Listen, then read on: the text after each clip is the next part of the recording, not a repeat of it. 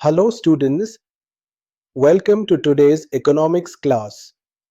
In this session, we'll understand one of the most important chapters of modern Indian economy, economic reforms after 1991, right up to the introduction of GST in 2017. Before 1991, India followed a system of heavy government control. We call it the license Raj. By the late 1980s, as the economy was struggling, inflation was high, foreign exchange reserves were nearly exhausted, and growth had slowed. The country was on the verge of an economic collapse. Sir, what caused this crisis? The crisis was caused by rising imports, low exports, fiscal deficits, and the Gulf War of 1990 that raised oil prices.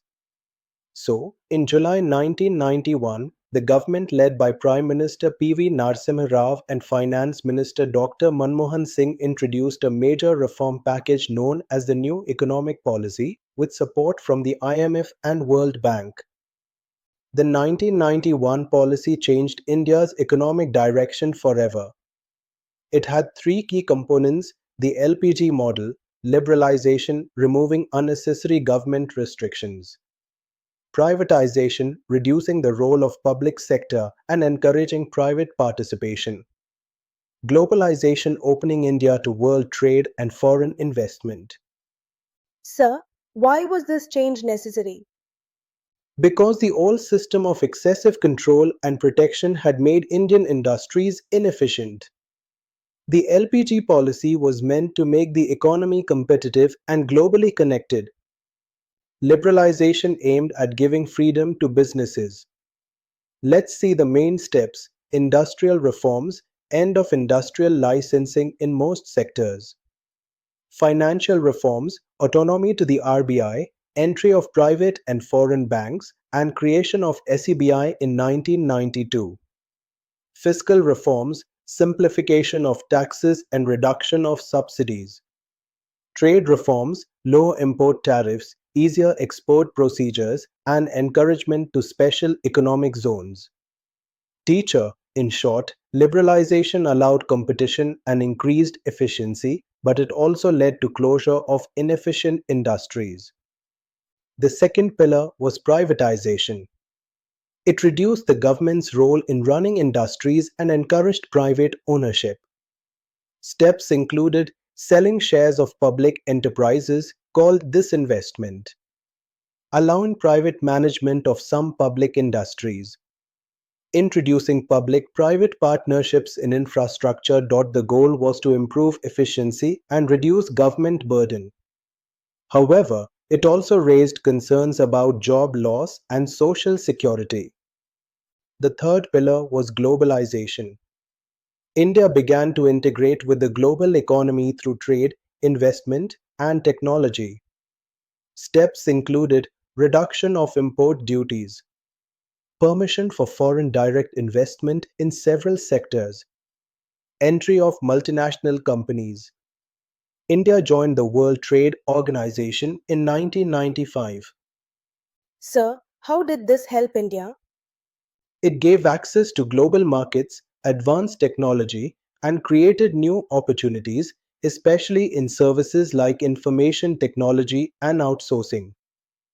Let's see how reforms affected different sectors: agriculture, focus on market oriented pricing and crop diversification; industry, deregulation improved competition and efficiency; financial sector, banks gained autonomy, capital markets modernized, insurance opened to private firms; trade, shift from import substitution to export promotion.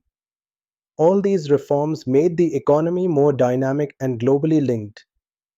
The reforms delivered several benefits: higher economic growth from about 3.5% earlier to around 6-7%; expansion of the service sector, IT, telecom, and finance became global leaders; rise in foreign investment and development of modern capital markets; improved competitiveness and efficiency in industry. Overall, India became one of the fastest growing economies of the world. However, Reforms also brought some challenges. Benefits were unevenly distributed, rural areas lagged behind. Agricultural growth remained slow. Job creation was not enough, a condition called jobless growth. Fiscal deficit and environmental problems persisted. So, while growth improved, inequality and unemployment continued to be major issues. After stabilizing the economy, the government deepened reforms, FRBM Act 2003 for fiscal discipline, telecom and infrastructure reforms using public-private partnerships, FDI liberalization in retail, aviation, and insurance, replacement of the Planning Commission with Niti Aayog 2015 to promote cooperative federalism. These reforms continued the spirit of efficiency and innovation. The next big milestone came in 2017, the Goods and Services Tax or GST. Before GST, India had multiple indirect taxes, excise, VAT, and service tax, which caused confusion and double taxation. GST unified the system. It created one nation, one tax, one market.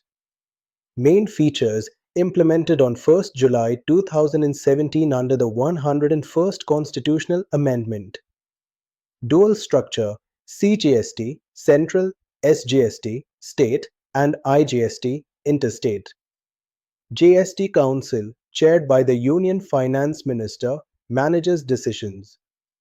Input tax credit removed the cascading effect of taxes. Sir, what was the impact of GST? It simplified taxation, improved ease of doing business, and strengthened the relationship between center and states. So, students, the journey from 1991 to 2017 completely transformed India's economy.